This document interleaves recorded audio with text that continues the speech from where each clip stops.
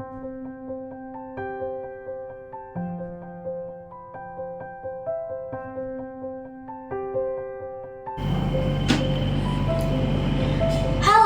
nama saya Kimi Sonomazika dari SMP Negeri 3 Bukal.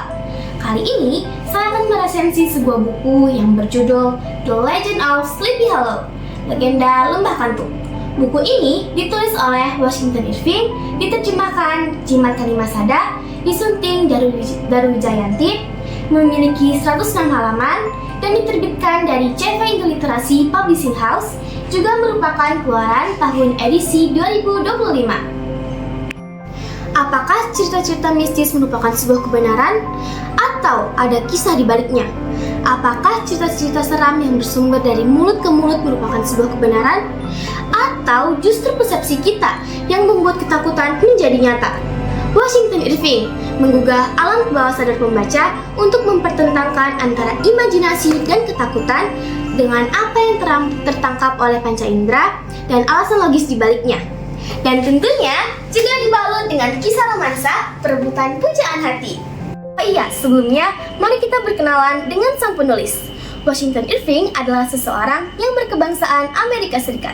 Ia juga sering dijuluki dengan sebutan The First American Man of Letters. Sekarang kita masuk ke analisa. Buku ini menceritakan tentang seseorang yang bernama Ichabod Crane, lelaki yang berasal dari negara bagian di Amerika Serikat yang bernama Connecticut.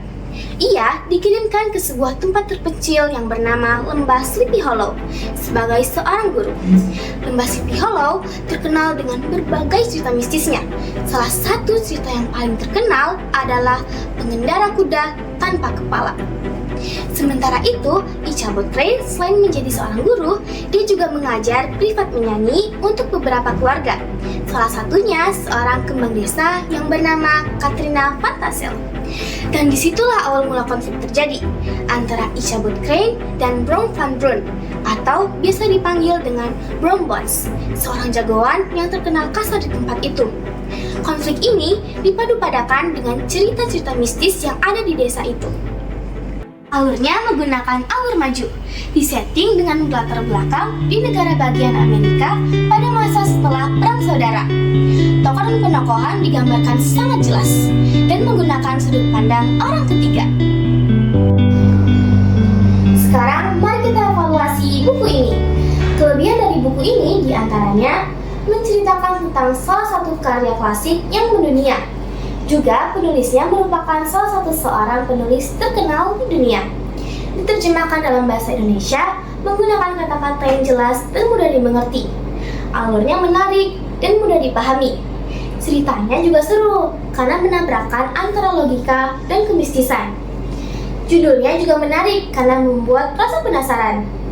Namun buku ini juga memiliki beberapa kekurangan.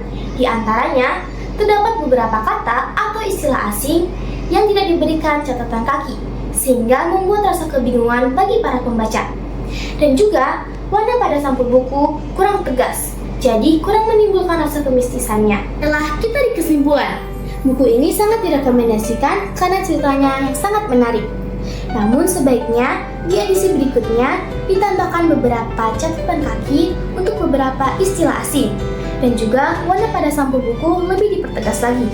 Intinya, buku ini sangat direkomendasikan untuk para penikmat sastra maupun pembaca cerita yang berusia 13 tahun ke atas. Membaca membuat kita berpikir secara logika, seperti halnya yang ingin disampaikan oleh Washington Irving. Jangan-jangan ketakutan hanyalah sebuah ilusi semata. Sampai jumpa dan selamat membaca!